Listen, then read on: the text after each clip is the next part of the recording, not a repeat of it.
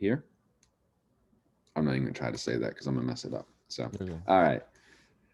AD Thomason, how are you, man? Welcome to Good. the show. I'm excited that you're here. We did it. We did it. We made it happen. I'm good. Good to be here. Yeah. Yeah. Yeah. So there will be many people. I was one of these people that Hmm. when your publisher reached out to me and sent me your book, I was like, I don't know what this is, but the cover is what struck me. I was like, what is this? And Yeah. then I was like, who is this? And so I kind of Right. went down a rabbit hole. And I'm certain that many of the listeners have not done that. And so, Hmm. like, what, who is our Adam? Like, what are the things that make you you? Yeah. I would say a diverse uh, exploration of humanity to understand the fullness of God. That's the easiest way I could say it. Born and raised in Detroit, Michigan, in the inner city, broken home, a lot of typicals that you would assume of a black man growing up in the inner city of a Detroit environment. So broken home, dad leaves the home when I'm 12. 6 months later, my mom is severely shot 5 times. She survives, barely, but she survives. Hmm. We had to go to school the next day. My our caretakers told us because we shouldn't put our life on hold because something bad happens. Like this is like all checking all the boxes of a Wow. of a traumatic movie. Yeah. So at 12, and then you fast forward, um, I went down to Savannah College of Art and Design. So art college. So you talking about just inner city hard. You Mm. don't stop and process emotion situations. Now you're going to art college where everything is everything. Like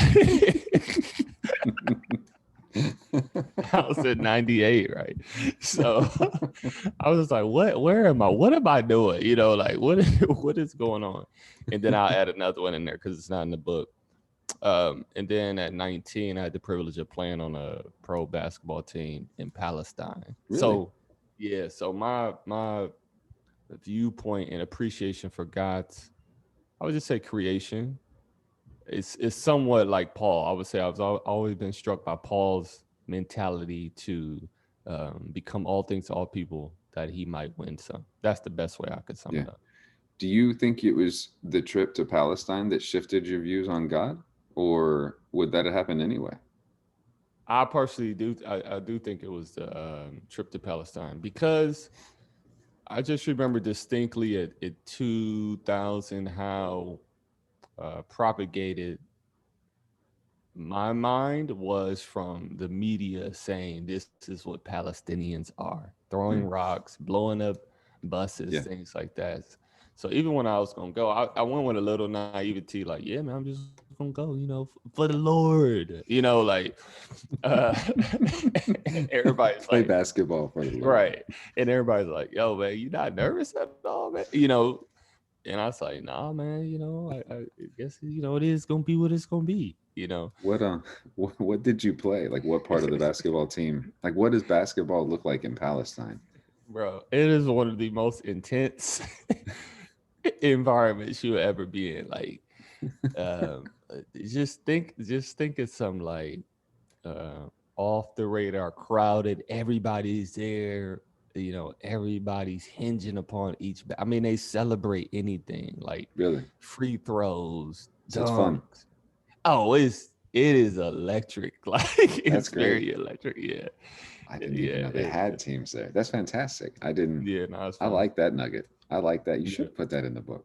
Um, It was in the other one, so I didn't know if I should repeat like my previous one. So I didn't read the other one. So, okay, yeah, that's great. Yeah, that's.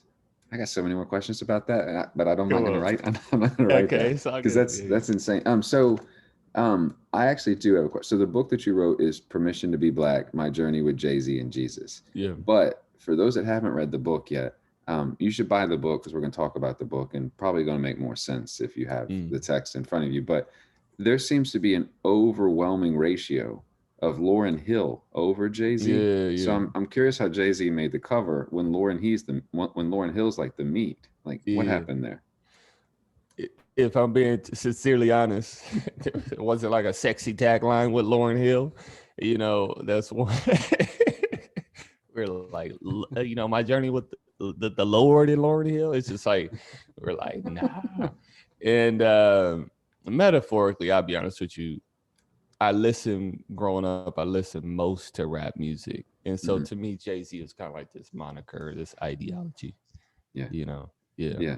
No, that's fair. So I yeah. think based on some of the references that you have, and I can't remember exactly which ones, I think we're similar in age. So I'm almost 39. And so Oh you, yeah, we must, yeah. you right there. And so a lot of, yeah, so I can remember, so rap music is also the music that, and it's now also the music that my son listens to. Like Wow, he, come on.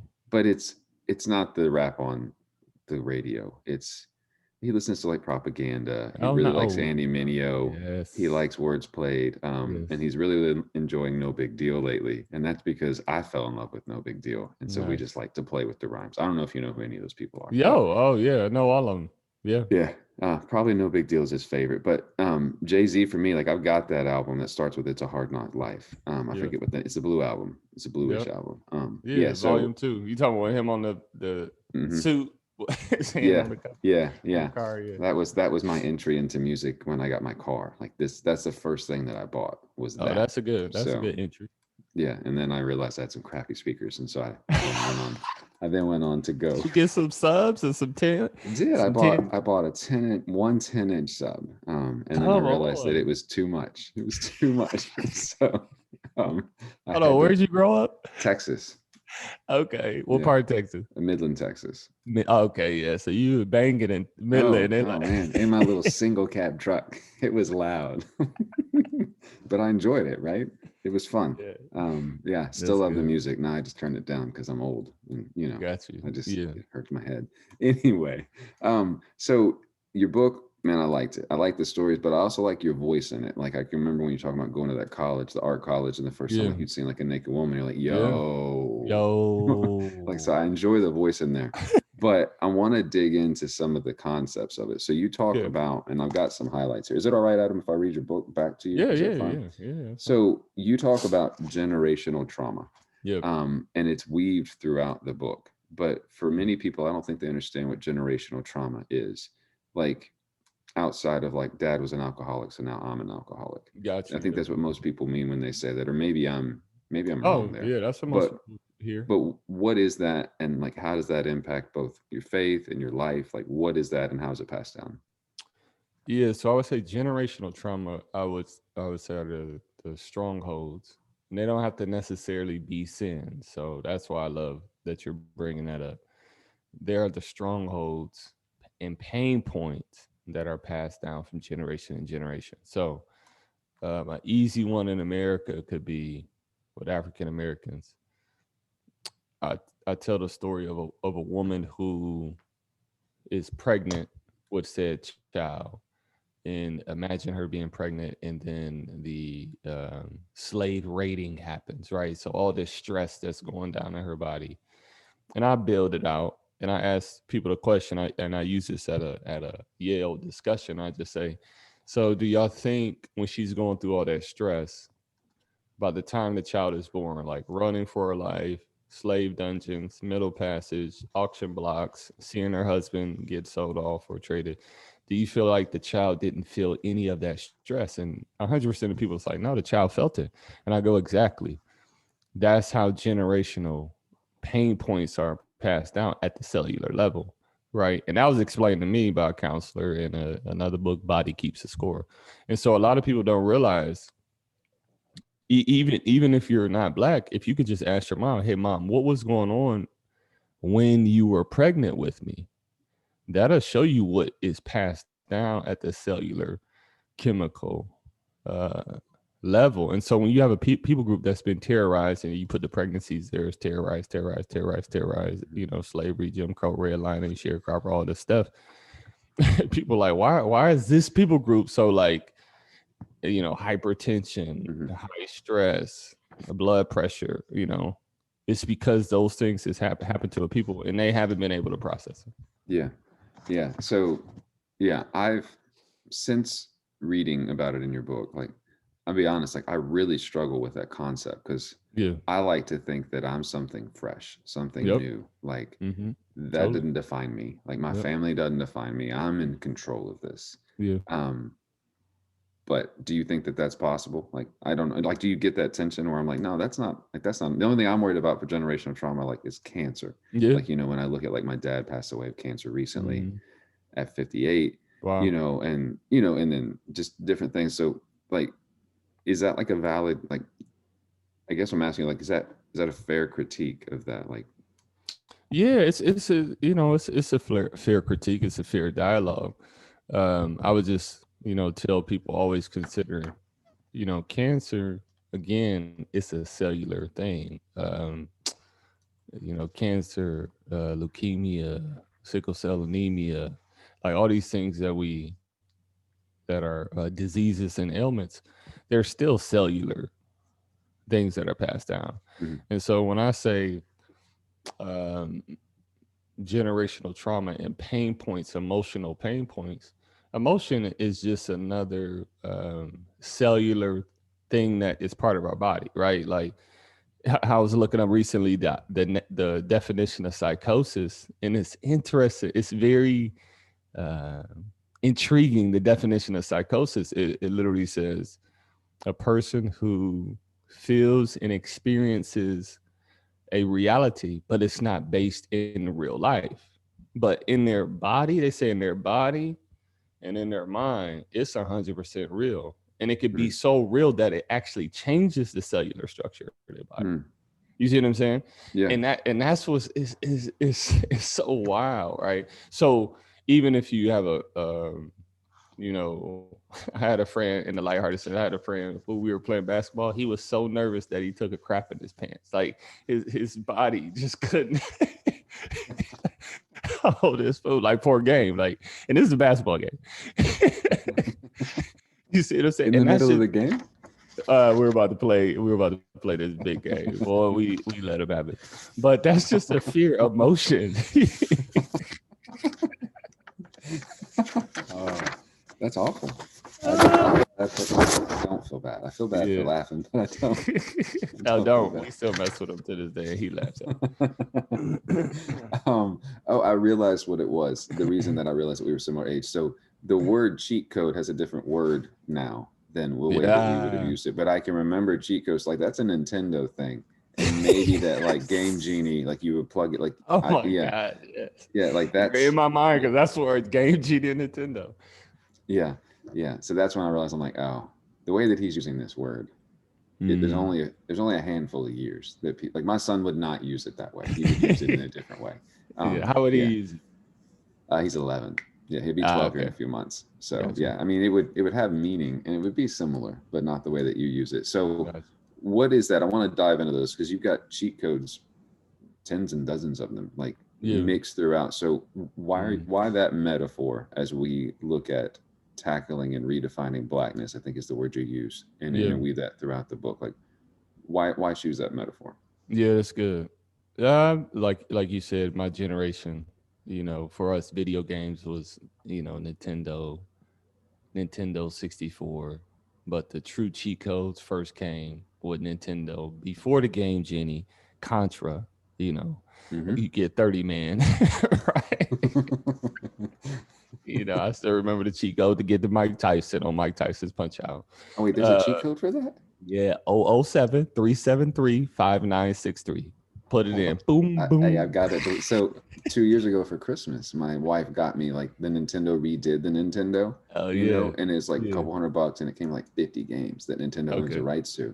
Tyson's on it. I'm doing that. Like, I'm Come leaving on, do from it. here, and I'm going up there, And text and me. I'm gonna beat him. Because Hey, right now I'm stuck on a guy that I always struggle with. That Kong guy, like the big fat dude with the anyway, it doesn't matter, we're way off. So yeah, cheat code, like, yeah. So why does using that that, work? Yeah. yeah, that metaphor. I thought in general people feel like their narrative, their journey, it's an approach to life, right? And Hmm. if we're playing video games or playing a board game, cards or whatever, the mind can always think like, "Yo, is there a way to get ahead?" Right? Hmm. And so for me, the metaphor I believe is that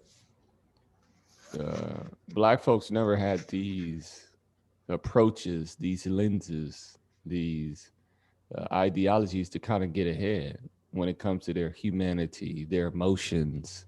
Uh, and so when I started going to counseling, the dude was so wise.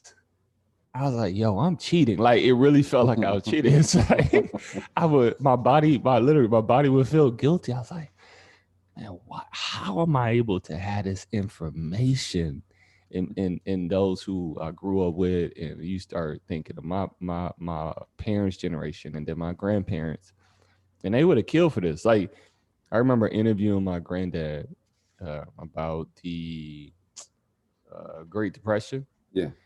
and I just remember it was such a hard time, and I was the first person in his life to ask him this phrase, like, and how did you feel? He looked at me like, what do you feel? What is that? What are you talking about? How did you feel? You know? So that's why I kind of use that metaphor. Yeah. Is Yeah. there a longingness for you to get on Craigslist and find a Regal just to feel that pull in your heart, like just to buy it, even if it doesn't run? Yes, it's funny. I look on Craigslist. I looked when I was in Phoenix. I look now being in Atlanta. Where I look, that's one of those things You where haven't I'm found like, one? not one that I think is worth buying. Yeah. Well, I could read you, like I can hear you in there, like when you're talking to your dad, like, that was my car. Like that was my car. Yeah, Like I that, love the yeah. Regal, y'all. Y'all don't understand. So cheat code number 10. So there's a Yeah. part in here that I'd like you to rip apart a bit. So you say, Okay. um, Don Furious told me the work to ignore and not name the pain is actually harder to do than dealing with the pain and becoming whole. Yeah. Uh, and then what I highlighted is you were comfortable with the routine of pain. And so that's what I really like you to rip apart, like being Yeah. comfortable with the routine of pain. But you're convinced through the code of blackness that blocking out the pain is freedom and a sign of strength. And you'll never be free until your entire story can be a communication of hope. So I'd like you, Mm, if you could, like mhm. just ripping apart a bit, being comfortable with the routine of pain. And then what is a communication of hope? Yeah. So foundationally, we go back to 12 years old. Being comfortable with the routine of pain is saying, man, that didn't hurt that pops left, or that didn't hurt that my mom was shot 5 times. Like Mhm. you just stuff it down, or that didn't hurt that that their said bully, trying to fight me for no reason. You just push it down, um, and you ignore it because in that environment is so suffocating and it's so in front of you. The ideology is to communicate that to anybody, to show that to anybody. It's like blood to piranhas in the water, Mm. right? So you manage it. It's kind of like when somebody sprains an ankle, they're like, oh, I can manage this pain, and then that management becomes normal. The limp becomes normal, right? Yeah. Um, but Don Furious, he was actually the first one that explained to me the delineation between two different types of pain. So the pain of saying that hurt, dealing with all these things, like what if you got to have conversations with dad? How did you feel when your mom got shot? Like dealing, because it's gonna be painful once you stuff it down and you got to readdress it.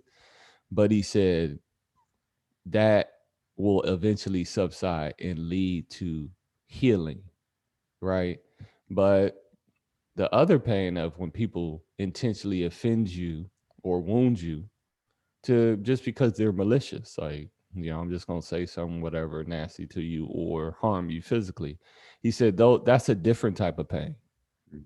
right? That's a pain of a motive and malice. And because the body responds to both pains the same, we think they're the same, right? So we think the malicious one is the same as I was hurt because this situation happened in my life, right? Because if you say, if I give you some personal information and you say it to me, I'm like, ooh, that hurts, Mm-hmm. right?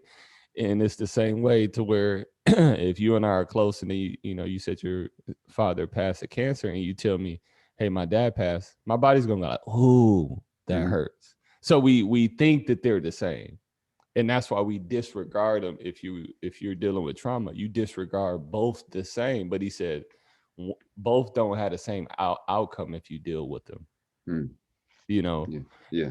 and that was, I would say that was blackness. In a sense, that still is blackness of, nah, I'm not talking about that pain. Well, I'm gonna talk about it with you or some other people. Why? So they can use it against me? Nah, that's not what we do. Yeah. We push Yeah. that down. And you don't have the emotional muscle to not lose yourself when dealing with it. It's Mm. like, well, if I start crying, when is this gonna stop? I don't know when it's gonna stop. When is this road in? Like it's just so unfamiliar. Yeah. So you rather just, deaden the reality and live in this, I say, this middle ground. It's never high, it's never low. It's just endurance mode. Yeah. Yeah.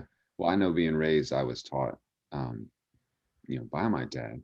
Yeah. We don't. What's the purpose of crying? Like, it's not gonna fix anything. Like, just deal with it.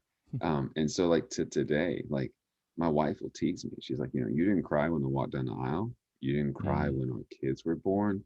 Like, I mm, really do lack empathy. Like, the words mm. that she's used before are, I'm gonna need you to have some empathy here. Yeah, Like, yeah, because I though I can't relate to, the racial trauma, at least yeah. in any way, shape, or form, but I buried all these other things as well. And so I Mm, often don't feel things. Now yeah, that's helpful sometimes, like yeah. at work, especially when I'm a manager at the bank. And so sometimes when things fall apart, like everybody looks at me and I I'm the got only you. one not freaking out Yep. until I get in the car and then, Yeah. like I lose my hair. That's what I'm blaming it on. I'm blaming all that repressed Something's gonna emotion. give. And that's what I'm blaming it on. But I mean, my brother's the same way. Really. Yeah, and like I tried to last year, I made a commitment to try to be more emotional. Like Mm, try to be emotive and yeah. wrestle with my emotions. Yeah. What are you on the Enneagram? I'm not an Enneagram nut, but hey, everybody's talking about it. So, Five? oh, you're fine. Okay. What are you? A one. I don't know what that means, but One is what do they say? They say it's like the perfectionist. isn't the one like the person that's like, I see something wrong, I'm gonna go do it. Yeah, I'm gonna go Like do it. I'm gonna fix it. Yep. And then Yeah. they have the wings. So I'm a wing two, which is a helper, and then a wing nine, which is a peacemaker. So Yeah. I don't know a lot about the Enneagram. My pastor's great with it. He's like certified in it and whatnot. But oh wow, um certified. Come on now. like as a five, I just want all the knowledge. Like if I could turn the computer Mm, around, like I've got five versions of the Bible here wow. and with different commentary. Like, and I Nice. got books on Islam there, Buddhism Yeah. there, got my atheist books here, my Yeah. mystical books. Like, like I just have to read all the things. That's good. Um, the goal is do something with all of that. Don't just Yeah. hoard it. Um, I got you. but anyway. Yeah. So so I want to go back to the Lauryn Hill Jay-Z thing because I can't let Yeah. this go. Also, you said that Andre 3000 is probably the best MC out there, Hmm. and Hmm. you're just wrong, Adam. Oh, who's yours? Who you got? Oh, so it's the other part of Outkast. So I honestly think Big Boy is much better Big than Andre. boy. I do Oh like man, Big but Boy. they I'm rap not gonna. differently. Like They do rap different. it's different. Like he's not as fun. He's not as fun. He's I love Big Boy. yeah, he's just better. Um, Yes, I love somebody that loves Big Boy over Andre. I yeah, never. and I like Andre as an actor. Like I Uh-huh. like him as personality. I like his energy and his spunk and how enthusiastic he is. Yeah. But that's not me. I can't Okay. relate to that very well. um, Wow. Wow. Wow. I Wow. don't know. Yeah. It's Nice. okay. Nice. You can Nice. be wrong. I mean, it's in your book, so you can be right in your book, but you can overall be But wrong. most people gonna put Andre in the top five. They're not gonna put Big Boy in the top five. You know, but most They people listen wrong to rap too. music on the radio, and This would be a great discussion, but we talk about the book. But I would love to talk about this. so can I be honest? So I want to talk about the chapter "A Little Mold Won't Kill You" and kind of Yeah. like the themes of that chapter. But I also Yeah. did not know about this YouTube video that you referenced at the beginning that says what you need to know about cutting off the molded part of the bread. And I'm Yes. just gonna say, I also cut off the molded bread because I grew up quite poor, and you just cut it off and eat the rest. Like we don't Yeah. we're not wasting food. Matter of fact, if you're really hungry, just shave the top. Come Don't cut on. off the whole thing. Just shave it. You know what I'm Come talking about? on. Yes, I do know what You, you're talking about. yeah, that's what you do. Like, this is money. It's not This bread. is This is money. money. This is Um, money. so, what are you getting at in that chapter? And kind of not only how does it relate to blackness, but kind of how does it relate to what we're all going on as we begin a new politic, a Yeah. new church with struggling with where its power is in Yeah. America and by default the world. Like, what are you getting at with this chapter? Yeah. So I talk about a video I saw where they explain mold. And really the what you see has tentacles below the surface when it comes to mold.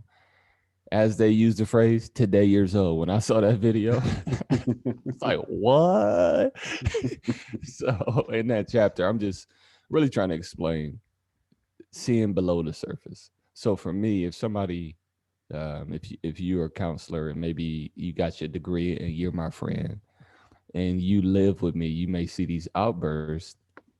You would have been able to see below the surface. You would have saw the outburst of surface level mode, but you would say Adam's hurt. Mm, He's dealing with some stuff that he hasn't processed, right? And then on the flip side, if a person gets healed and they see outbursts in someone else, well, let me flip it. If a person is not healed and they see good acts in someone else, they may read negativity below the surface into someone because of their wounds, right? So there are times in marriage, my wife would do something, and because I haven't, processed certain things with my mom and things that I grew up seeing and doing, she'll do something, and I go, "Oh, you trying to get at me? That okay? That's what we doing right now? You trying to start this?" She's like, "Get at you," and she didn't grow up like I grew up. She's like, "What does that yeah, even mean? What do you mean I'm trying to get at you?" yes, Okay, so now you yeah. playing that game. That's what we doing, right? And she's just confused. She's like, "Yo, I've had bro, those. we are not in the inner city of Detroit." Okay, so now you're gonna bring up Detroit. That's what we doing, So it's like everything is you're reading below the surface in a negative way, right? Yeah.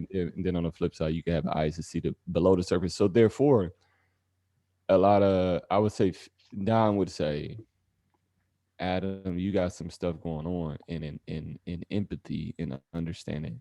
I know what you're doing on the surface isn't indicative of where you are below the surface.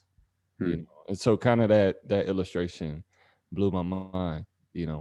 Here's what's funny. I didn't put this in the book. I thought about doing it, bro. We used to. Did y'all used to boil milk when it got old? Skim off Yeah. the Yeah. top and then reuse it. Yeah. We Yeah. did You that. also, yeah, because you just repasteurize it. You also can buy gallons of milk when they're on sale, like Uh, next to last day. Like, it's like, hey, instead of $2 a gallon, we're at 80 cents a gallon or whatever. yeah.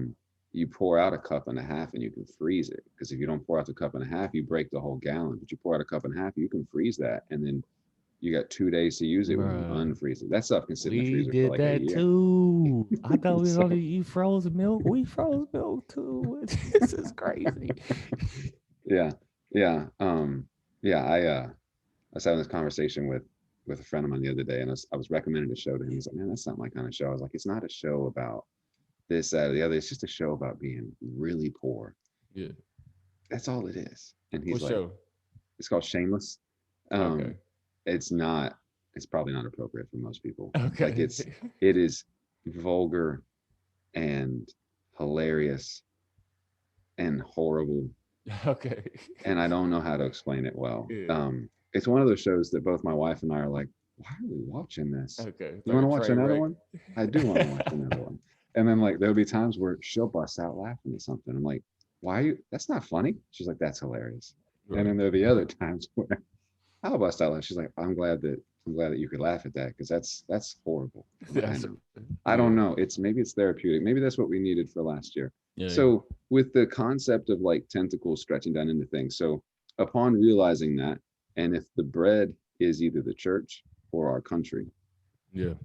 and we can't cut off the mold, we can't Yeah. really burn it down either, we can't Mm. recook it, what's kind of something that you think that we should, upon realizing the mold, like how do we address this going Yeah. forward? Because these last 4 years, really these last centuries, but especially for what it feels like, just from what you see, what you read, is everybody realizes the mold now. There's Yeah. no way to not realize the metaphorical mold. So what do we do with that moving forward, maybe? Man, I think what I'm about to say, I only think the people of God can do it in sobriety. We got to humanize each other and see below the surface. So I practice jujitsu, Brazilian jujitsu. Add that to another, thing that I do. But and one of the things they teach you is your first move is not the move you're trying to accomplish. You got to see 2, 3 steps ahead, right? And the thing I've seen in this schism is we're always treating each other on off of what we see.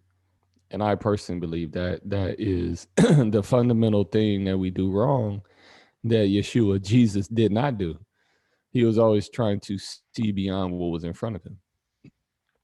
And the reason I think that's so wise is you humanize the other person when you ask the question, okay, if you don't agree with voting for Trump or voting for Biden or, this QAnon or whatever, okay, on the surface, nobody agrees.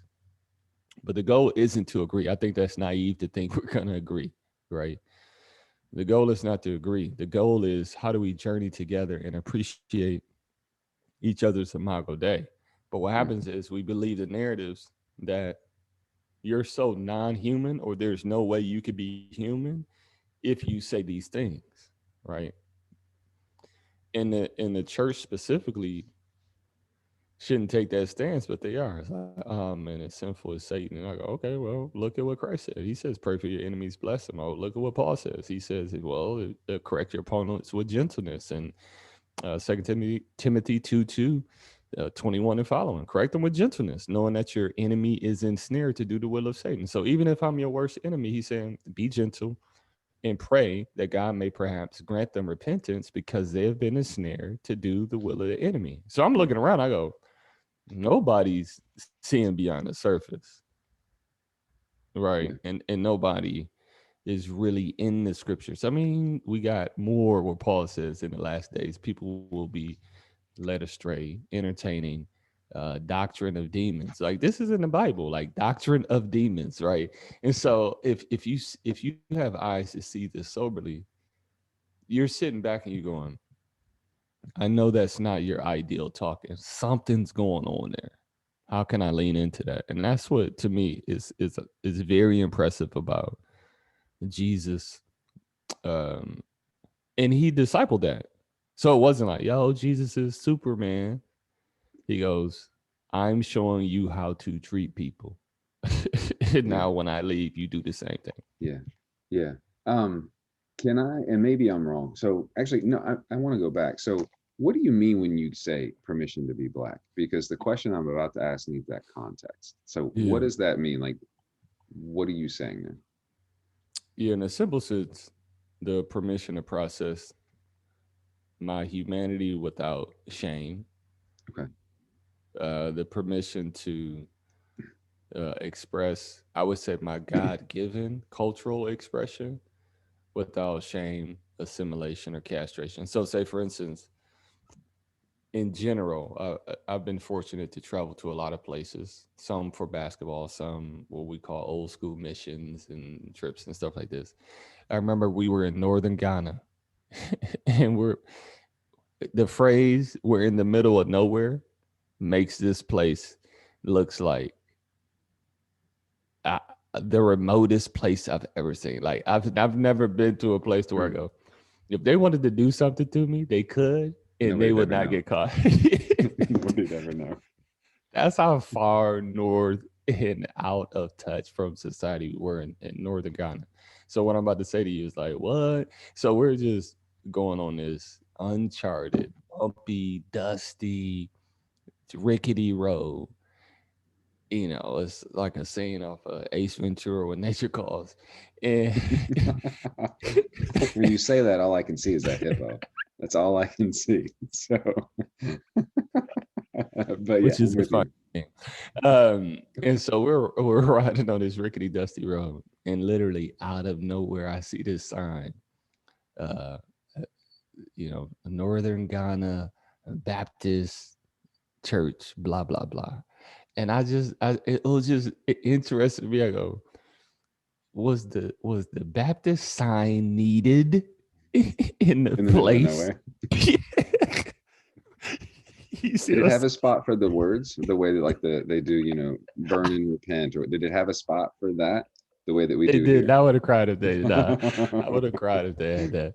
So I just I remember Uh, thinking like, come on, y'all. Y'all know this side ain't doing nothing for nobody. And that's not even the first language that they speak in Northern Ghana, right? mm, And so I just remember I remember thinking like, yo, this is kind of what we do. We make people think that they have to come under a banner, culture, language. We don't give them the permission to say like, hey, follow Yeshua, follow Christ, and let your cultural expression be another expanse in God's kingdom. We got to put the sign, we got to put the banner. And that comes to a lot of cultural things. So that's what I'm saying with permission okay. to be black. Yeah. So there's a part in here in the Conquering Lion Yeah.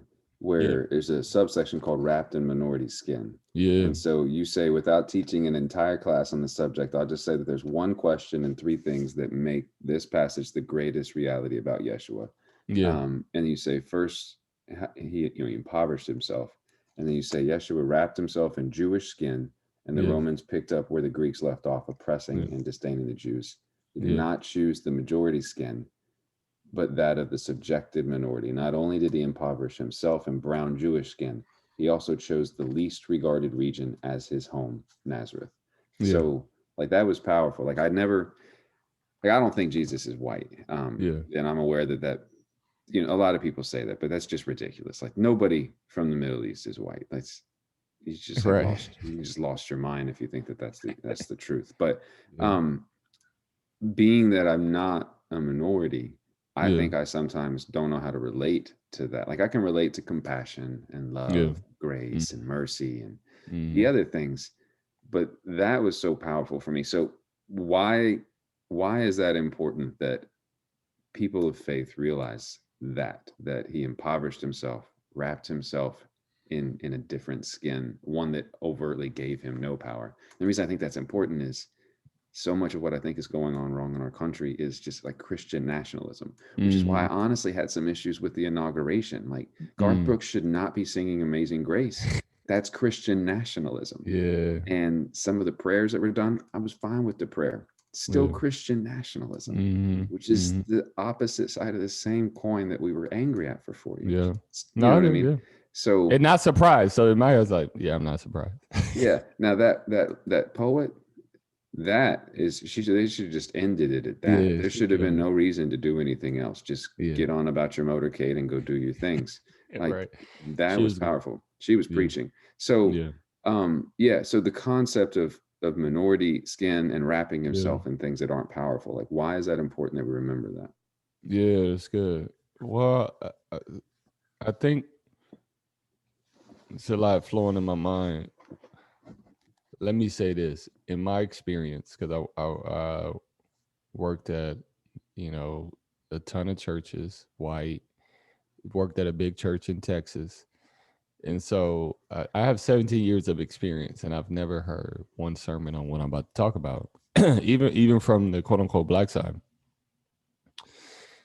That is very poignant because Yeshua, Jesus lived 33, 36 years, depending on who you're talking to, years on this earth, but we focus on the last 7 weeks.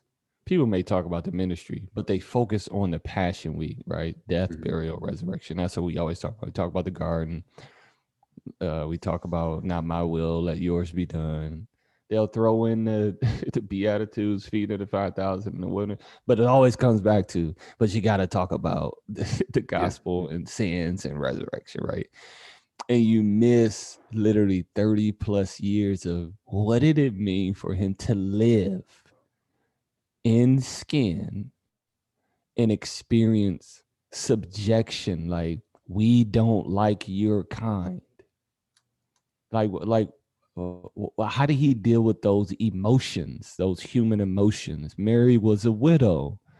um how did he deal being the oldest, right? Mary had this vision from or this appearance from the angel, but we don't see anything talked about that until he's baptized, and the spirit comes down.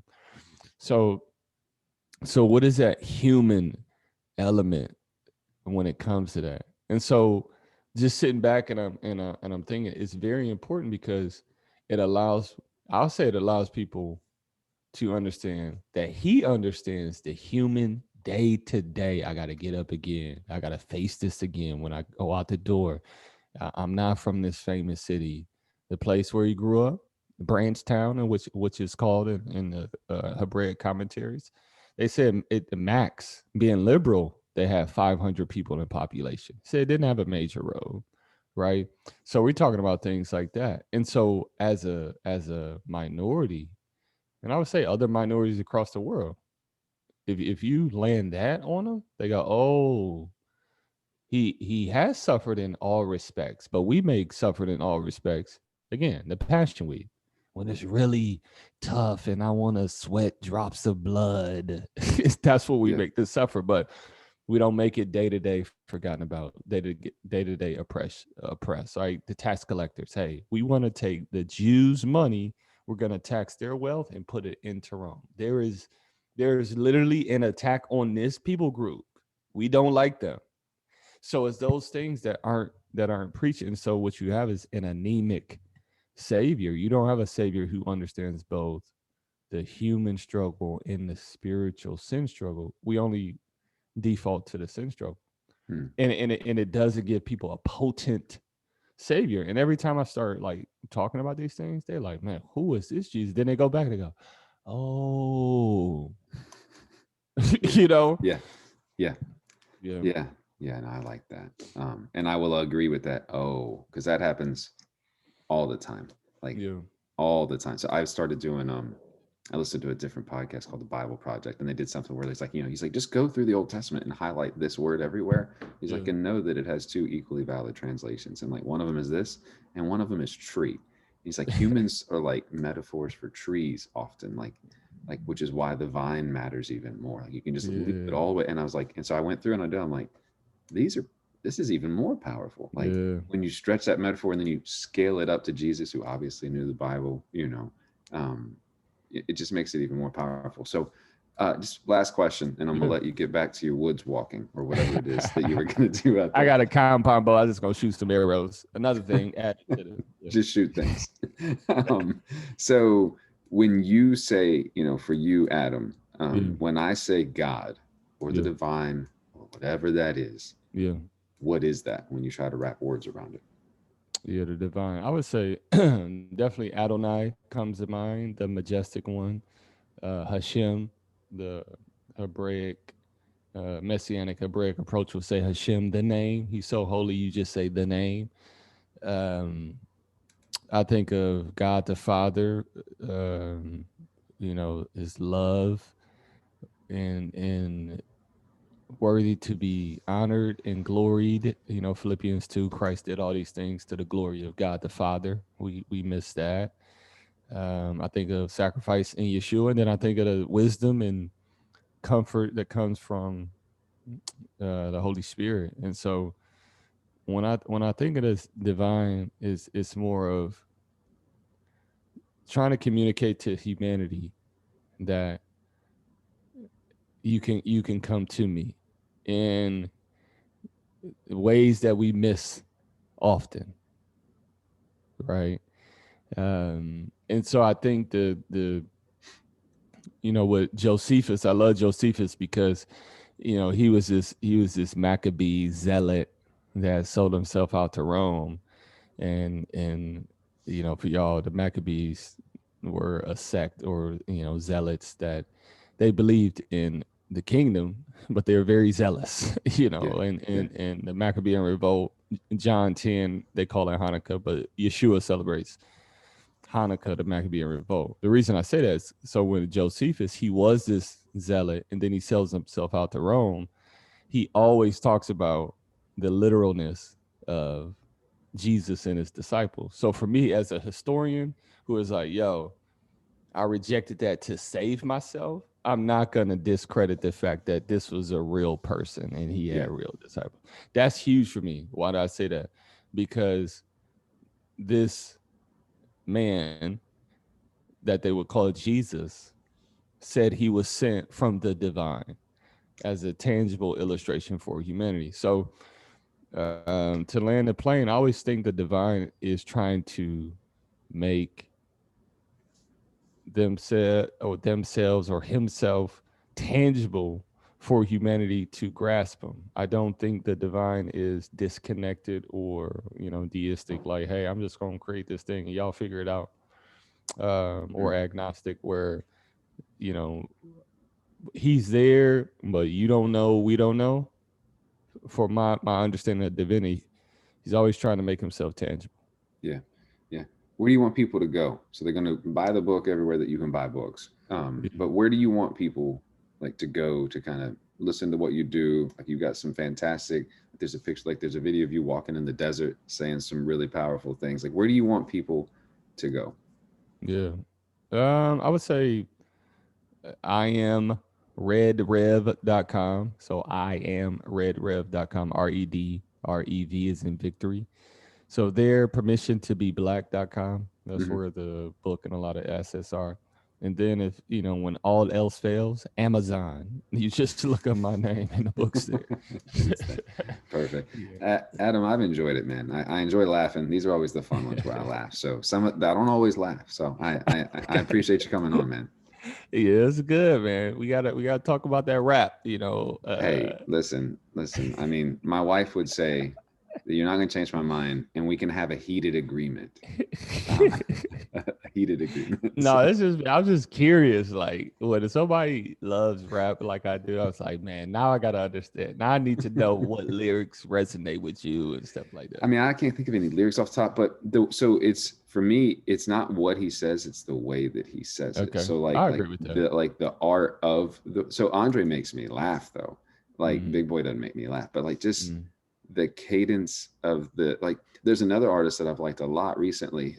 So NF, which I think I'm sure Oh you've yeah, NF, yeah. like I don't really like how he basically is rage speaking every single lyric that he Yeah. So says. you see that? Yeah. Okay. But I understand he's hurt and broken and he's using it to process his trauma, or that's what Exactly. he's selling. And either way, I Yeah. don't care.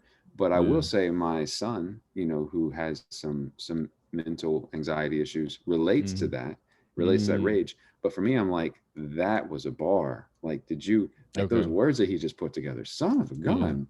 And so Yeah. like I just think Big Boy's better at that than Okay. Andre. But Andre's Mm, entirely more entertaining. Like without Andre, they would have never been a thing. yeah. Um, Yeah. but and they're definitely both better than Jay-Z. So, um, Nice. Hey, here's my, and I didn't put this in the book. Here's why I felt like I had to give Jay-Z the crown on two things. And mm, again, I'm not a Jay-Z stan. The first one, this man has created so many hits across that's decades, fair. right? Reinvent himself. But here's the other one that I think is a big point. When he released the single "Open Letter," when he went to Cuba, I turned Atlanta to Havana, Guava shirts and bandanas, you Yeah. know, and then he says the line, "Man, Obama, you don't need this anyway. You could chill with me on the beach." When they gonna have a press conference at the White House to say that, all right, man, we talked to Obama, they didn't have this. I go, no rapper. Every rapper talks about the president, but no rapper has had the White House do a press conference. I was like, all right, Jay Z, all right, my man. Yeah, I had a friend one time, and he's a friend from high school, and he'll still say this, but he just says it to be sarcastic. He's like, the best rappers of all time were Two Live Crew. And I was like, how is that possible, man? He's like, because they're the only people that literally made the government change the laws about the way that we listen to music. He's like, they went to the Supreme Court, and because they're literally written in the Library of Congress in the Supreme Court records, they're the greatest rappers of all time. And I'm like, Yeah. whatever, man. So, Right. I mean, you can't even argue with him. Yeah, no, 'Cause you he's not can't. talking about rap. He's No, talking he's about not. something. He's talking about trailblazers, dude. So anyway, all right, man. I'm gonna go hang out with my kids. I appreciate it. Hey, man, appreciate you. Yeah, and I'll shoot you. What's the best way to get in touch with you? Email,